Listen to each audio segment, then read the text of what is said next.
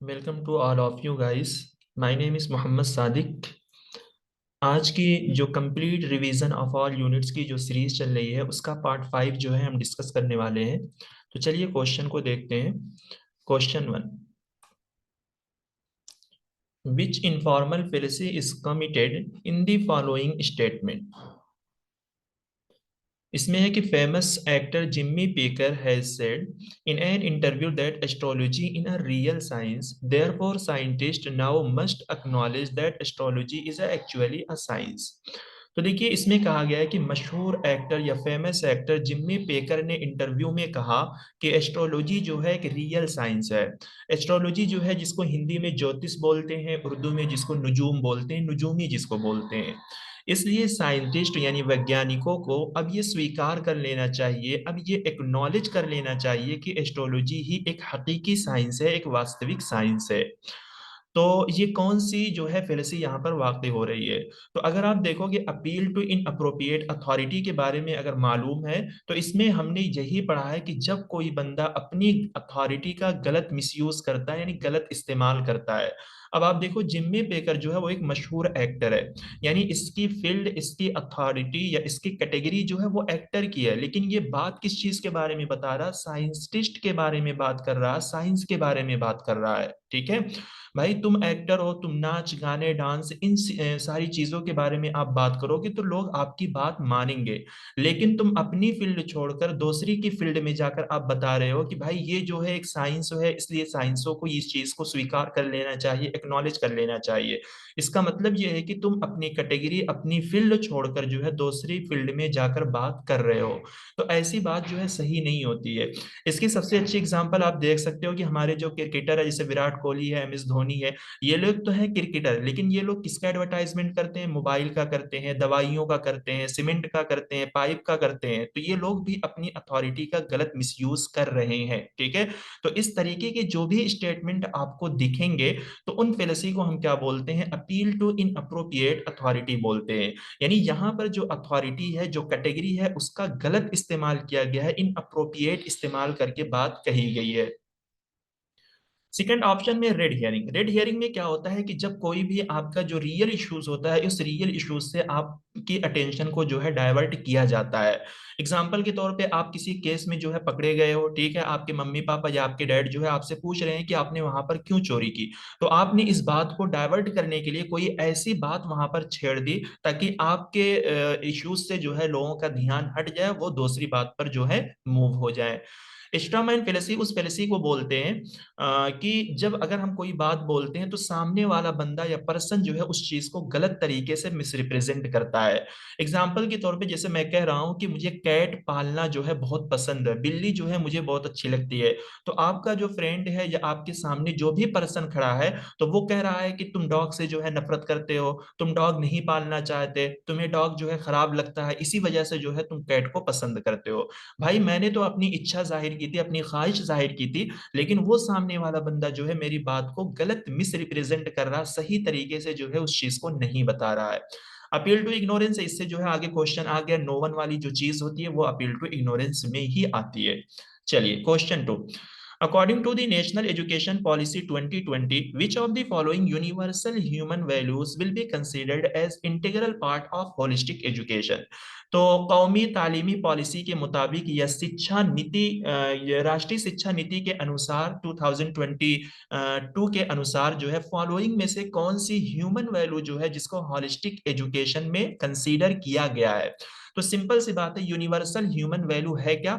तो वो कुछ यूनिवर्सल ह्यूमन वैल्यू की लिस्ट जो है एनईपी 2020 में डिस्क्राइब की गई है, और उस चीज को कहा गया है कि हमें इन वैल्यूज को जो है हायर एजुकेशन में क्या करना चाहिए, इंटीग्रेट करना चाहिए, मिलाना चाहिए, शामिल करना चाहिए, ताकि हर स्टूडेंट को जो है हम इन वैल्यूज को जो है पढ़ा सके और उनके अंदर जो है ये चीज हम सिखा सके। तो क्या है वो वैल्यूज, हम देखते हैं यहाँ पे। तो देखिए सिंपैथी कोई ऐसी वैल्यू की बात जो है यहाँ पर नहीं की गई है। ऐसे क्वेश्चन को आप एलिमिनेशन मेथड से जो है नहीं बना सकते, क्योंकि सिंपैथी एक ऐसा वर्ड है जो पॉजिटिव वे में है ना। तो आप यहाँ पे नॉन वायलेंस जो है एक निगेटिव वर्ड पे जा रहा था, आप लोगों की समझ में ऐसा हो सकता था, तो आप अगर डी को एलिमिनेट करके बनाते तब भी आपका आंसर जो है वो गलत हो सकता है।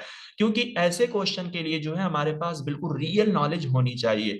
तो वो real knowledge universal human value क्या क्या है, ये आप अपने माइंड में जरूर रखो, इनसे क्वेश्चन फिर भी बन सकते हैं।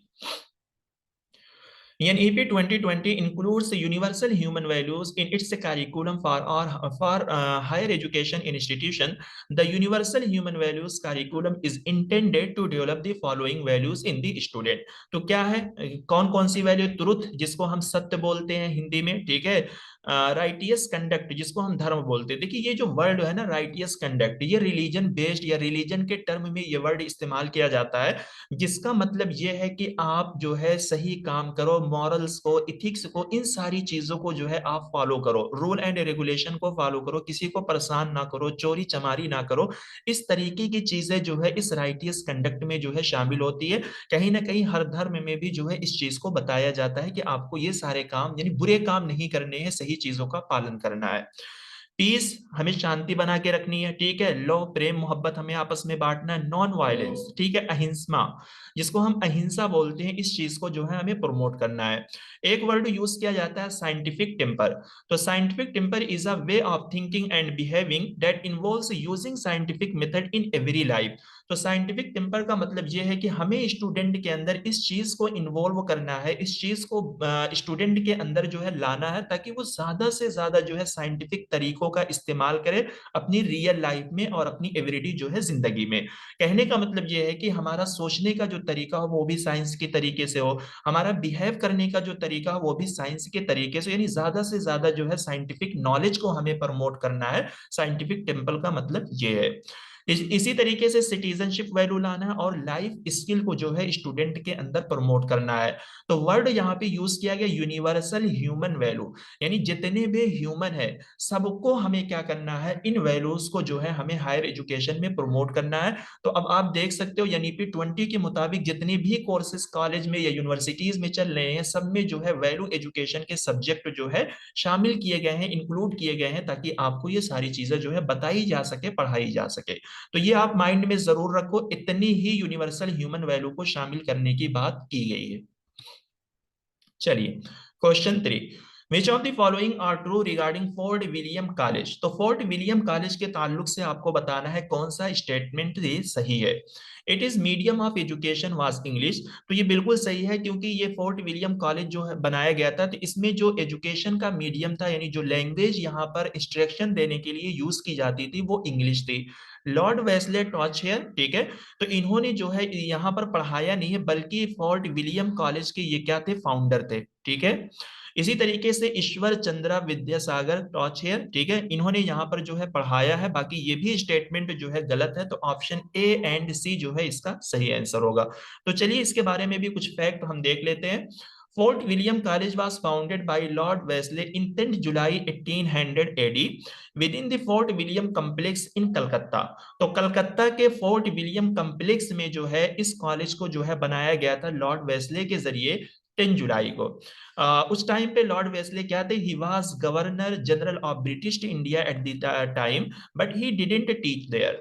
The college was established to train European administrator. The main purpose establishing of this college was to teach Indian language to British officer. देखिए ये चीज आपको ये थीम जरूर याद रखनी होगी, क्योंकि इनसे आगे भी क्वेश्चन बन सकते हैं कि फोर्ट विलियम कॉलेज की जो स्थापना की गई थी या फिर इसका जो कयाम किया गया था, इसका मतलब यही था कि हम यूरोपियन एडमिनिस्ट्रेटर को क्या करें, ट्रेन करें, जिसका मेन मकसद यही था कि इंडियन लैंग्वेज को जो है ब्रिटिश ऑफिसरों को जो है क्या करना है, सिखाना है, पढ़ाना है, ठीक है। इस कॉलेज का क्याम उसी चीज के लिए जो है किया गया था। Ishwar Chandra Vidyasagar was appointed as the head pandit of the Sanskrit department at Fort William College in 1841. He was an Indian educator, social reformer, and scholar of Sanskrit, Hindi, Bengali, and English. तो ईश्वर चंद्र विद्यासागर जो है यहाँ पर संस्कृत डिपार्टमेंट के जो है head के तौर पर इनका अपॉइंटमेंट हुआ था फोर्ट विलियम कॉलेज में। वो भी कब हुआ था, 1841 में हुआ था। तो ये चीज भी जो है आप याद रखो। चलिए question 4, An instrument used in structured observation that mention the category of behavior to be observed is known as। अब यहाँ पे वर्ड यूज किया गया स्ट्रक्चर्ड ऑब्जर्वेशन। तो पहले तो ये चीज आपको मालूम होनी चाहिए कि स्ट्रक्चर्ड ऑब्जर्वेशन और इसी तरीके से अनस्ट्रक्चर्ड ऑब्जर्वेशन होता क्या है। तो देखिए स्ट्रक्चर्ड ऑब्जर्वेशन ये ऐसा ऑब्जर्वेशन होता है जहां पर ऑब्जर्वेशन करने के लिए सारी चीजें पहले से क्या होती है, प्री डिफाइन होती है, ठीक है। यानी यहाँ पर रिसर्चर जो कुछ भी ऑब्जर्व करता है, जिस भी ग्रुप को ऑब्जर्व करता है, जिस भी पर्सन को वो ऑब्जर्व करता है, वो पहले से चीजों को डिफाइन कर देता है, पहले से फिक्स कर देता है कि अगर मैं इस ग्रुप को ऑब्जर्व कर रहा हूं तो मैं यहाँ पर इस ग्रुप का बिहेवियर ऑब्जर्व कर रहा हूं, या इस ग्रुप के अंदर मैं लोगों के कल्चर को ऑब्जर्व कर रहा हूं, ठीक है। तो स्ट्रक्चर्ड का मतलब हो जाता है कि सारी चीज एक फिक्स वे में क्या की जा रही है, ऑब्जर्व की जा रही है। अनस्ट्रक्चर्ड ऑब्जर्वेशन एक ऐसा ऑब्जर्वेशन होता है जहां पर कोई भी चीज पहले से प्री डिफाइन नहीं होती, यानी फिक्स नहीं होती है, बल्कि जो कुछ भी हमें लगता है हम ऑटोमेटिकली अपने एतबार से हम क्या करते हैं, चीजों को ऑब्जर्व करते हैं। तो कह रहे हैं कि स्ट्रक्चर्ड ऑब्जर्वेशन में एक इंस्ट्रूमेंट यूज किया जाता है। इंस्ट्रूमेंट मींस यहाँ पे आप टूल मान सकते हो, ठीक है, कि एक टूल यूज किया जाता है जो ऑब्जर्व होने वाले बिहेवियर की कैटेगरी का जिक्र करता है या उस चीज को मेंशन करता है, बताता है। तो उस टूल को हम किस नाम से जानते हैं, ऑब्जर्वेशन शेड्यूल के नाम से जानते हैं। तो ऑब्जर्वेशन शेड्यूल ये एक ऐसा टूल है जो स्ट्रक्चर्ड ऑब्जर्वेशन में यूज होता है, यानी उनमें जिनको ऑब्जर्व किया जा रहा है उनके बिहेवियर को जो हम ऑब्जर्व करते हैं तो उनको किस किस कैटेगरी में जो है रखा जाएगा, तो इस टूल के जरिए जो है उस चीज को क्या किया जाता है, डिस्क्राइब किया जाता है, वाजे किया जाता है, एक्सप्लेन किया जाता है, ठीक। चलिए, question 5, which one of the following is a deem to be university. अब देखिए कुछ क्वेश्चन ऐसे आते हैं, तो इसके लिए जरूरी नहीं है कि जितने भी स्टेट यूनिवर्सिटी या डीम टू बी यूनिवर्सिटी या प्राइवेट या सेंट्रल यूनिवर्सिटी सबके नामों को जो है आप याद रखो, ठीक है। तो ऐसी नॉलेज को हमें क्वेश्चन तक ही जो है सीमित रहना है, इससे ज्यादा जो है हमें इधर उधर कुछ भी नहीं करना है। तो देखिए ठीक है, गांधी ग्राम रूरल यूनिवर्सिटी जो कि मदुराई, ये कहाँ पे पड़ता है, तमिलनाडु में पड़ता है, ठीक है। तो ये यूनिवर्सिटी जो है आपकी एक डीम टू बी यूनिवर्सिटी है। बाकी और सारी यूनिवर्सिटियों के बारे में हम देखते हैं, पेरियार यूनिवर्सिटी सेलेम, ये भी कहाँ पे है, तमिलनाडु में है, ठीक है। तो ये भी तमिलनाडु में है और ये क्या है, एक स्टेट यूनिवर्सिटी है। तो ये चीज आप याद रखो कि ये यूनिवर्सिटी जो है एक स्टेट यूनिवर्सिटी है, और ये यूनिवर्सिटी कब बनाई गई थी, 1997 में बनाई गई थी, ठीक है। तो अगर इस यूनिवर्सिटी के बारे में एक फैक्ट आप जानो कि तमिलनाडु के अंदर जितनी भी स्टेट यूनिवर्सिटी है उन स्टेट यूनिवर्सिटियों में सबसे टॉप रैंकिंग जो है इसी की है, ठीक है। नैक के जरिए इसको जो ग्रेड मिला है वो A++ मिला है, ठीक है। यानी पूरे तमिलनाडु में जितनी भी स्टेट यूनिवर्सिटी है उनमें सबसे आला, सबसे अच्छी यूनिवर्सिटी जो है यही है। इसी तरीके से अब आपकी आती है नागालैंड यूनिवर्सिटी, इससे कई बार जो है क्वेश्चन आ चुका है। ये जो है एक सेंट्रल यूनिवर्सिटी है, ठीक है। ये क्या है, एक सेंट्रल यूनिवर्सिटी है। और नागालैंड जो कि कहाँ पे पड़ता है, नागालैंड में ही ये है, और कोहिमा जो है ये जगह नागालैंड में वाक़ है। ये 1989 में जो है ये बनाई गई थी, ये एक सेंट्रल यूनिवर्सिटी है। गुरु घासीदास विश्वविद्यालय बिलासपुर, तो बिलासपुर वर्ड आपने सुना होगा, ये कहाँ पे पड़ता है, ये छत्तीसगढ़ में जो है पड़ता है, और ये भी क्या है, आपकी एक सेंट्रल यूनिवर्सिटी है, ठीक है। तो ये भी एक सेंट्रल यूनिवर्सिटी है, और ये जो है 1983 में क्या की गई है, बनाई गई है। तो ये जो है इस क्वेश्चन के जरिए मैंने आपको इतनी नॉलेज दी है, तो कम से कम आप जरूर याद रखो कि ये यूनिवर्सिटी स्टेट है। डेट अगर आपको याद हो तो ना याद हो, लेकिन अगर ये क्वेश्चन आपसे इस तरीके से बने, इसी में से चेंज करके, तो आप उनका आंसर जो है दे पाओ, ठीक है। देखिए गांधी ग्राम रूरल इंस्टीट्यूट पहले ये था। अब ये क्या है, एक centrally funded deem to be university Dindigul Madurai Tamil Nadu India में है। और पहले ये एक इंस्टीट्यूट था, लेकिन इसको जो है 1976 में जो है यूजीसी के जरिए क्या किया गया था, डीम टू बी यूनिवर्सिटी का ओहदा दिया गया। फिर 2006 में जो है इस इंस्टीट्यूट को रिनेम करके गांधी ग्राम रूरल यूनिवर्सिटी जो है बना दिया गया है। तो बस इसका स्टेटस अगर आप याद रखना चाहो तो याद रख सकते हो, अदरवाइज कोई इतना इंपॉर्टेंट नहीं है। Question 6. In ancient times, the oral communication system operated in environment that was। कह रहे हैं कि एंशियंट टाइम में oral communication system ऐसे environment में जो है ऑपरेट हुआ, ऐसे environment में शुरू हुआ, या ऐसे environment में जाहिर हुआ कि वो environment में उस टाइम पे कैसा था। क्या उस टाइम का जो environment था वो लिटरेट था, यानी बहुत ज्यादा पढ़े लिखे लोग थे वहां पे, या बहुत ज्यादा अर्बन टाइप का था, यानी बहुत ज्यादा डेवलप टाइप का वो इन्वायरमेंट था, या नॉन रिप्रेजेंटेटिव था। तो इसका सही आंसर होगा नॉन रिप्रेजेंटेटिव, क्योंकि उस टाइम का हमारा जो इन्वायरमेंट था वो बहुत डेवलप्ड इन्वायरमेंट नहीं था, बहुत सही इन्वायरमेंट नहीं था, और वहां पर जो लोग ऑरल कम्युनिकेशन करते थे उनका कम्युनिकेशन जो है फैक्ट के बेस पे नहीं होता था। आज का अगर आप इन्वायरमेंट देखो, आज से अगर आप इस एंशिएंट टाइम की तुलना करोगे तो उस टाइम के इन्वायरमेंट में और इस टाइम के इन्वायरमेंट में जो है काफी डिफरेंसेस जो है आपको देखने को मिलते हैं। तो देखते हैं क्यों ये नॉन रिप्रेजेंटेटिव हम इसको बोलते हैं। कह रहे हैं कि in ancient time the oral communication system operated in an environment that was relatively slow, unreliable and some time unsafe. People communicate through song, poems, chants जिसको हम भजन बोलते हैं, and story telling. They would gather in group to pass down stories, myth and history.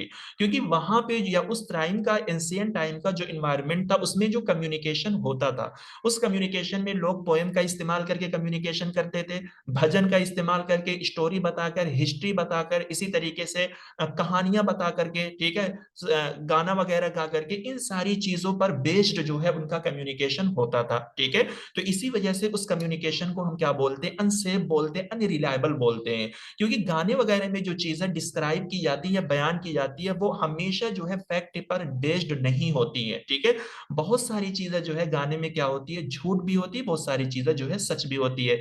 लेकिन आज का हमारा जो इन्वायरमेंट है, इसमें जो हम कम्युनिकेशन करते हैं, जो कुछ भी हम पढ़ते हैं या टीच करते हैं, ठीक है, तो वो हमारी फैक्ट पर जो है बेस्ड होती है।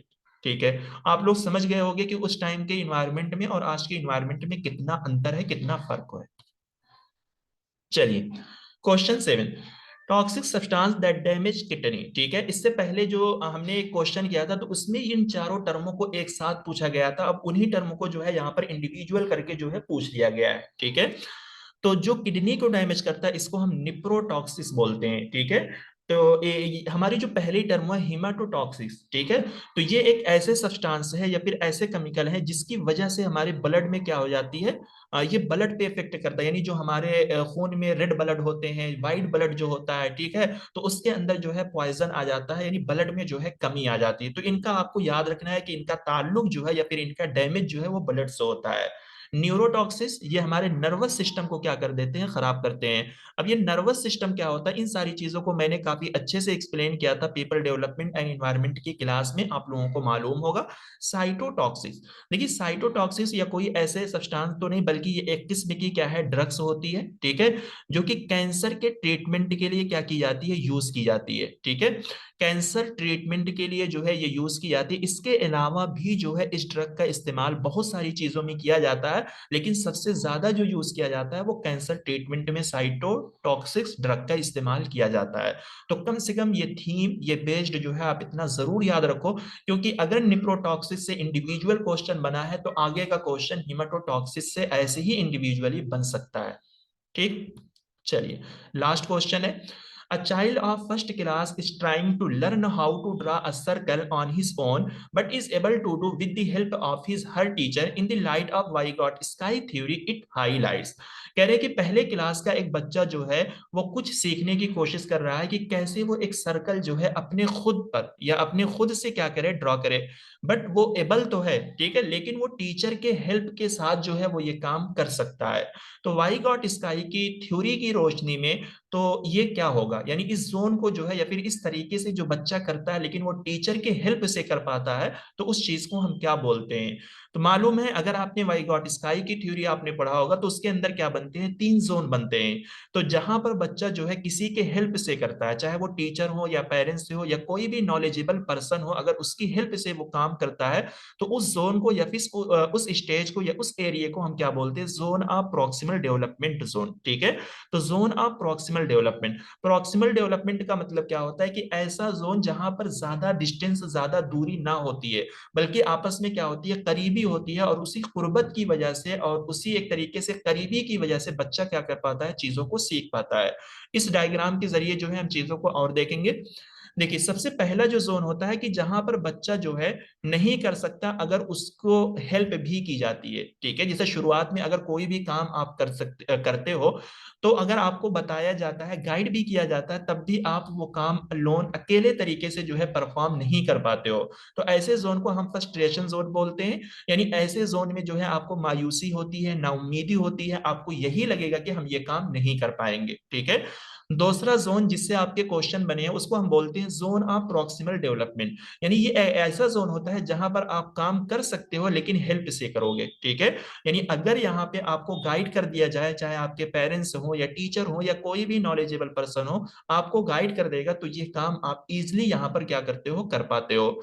आपका जो थर्ड जोन होता है, सबसे हाईएस्ट जोन होता है, जिसको हम कंफर्ट जोन बोलते हैं, कैन डू अलोन। यानी यहाँ पर आप सारे कामों को अकेले परफॉर्म करते हो, किसी की गाइड की जरूरत नहीं होती है, ठीक है। जैसे आप गाड़ी चलाना जब सीख जाते हो तो आप अकेले ही आप खुद से चले जाते हो, चले आते हो, आपको किसी से पूछना नहीं पड़ता है कि हमें कैसे क्या करना है, बंद करना है, कैसे चालू करना है। ऑल दीज चीजें ये आप किसी से नहीं पूछते हो, ठीक है। तो यहीं पे जो है क्लास को खत्म करेंगे, ठीक है।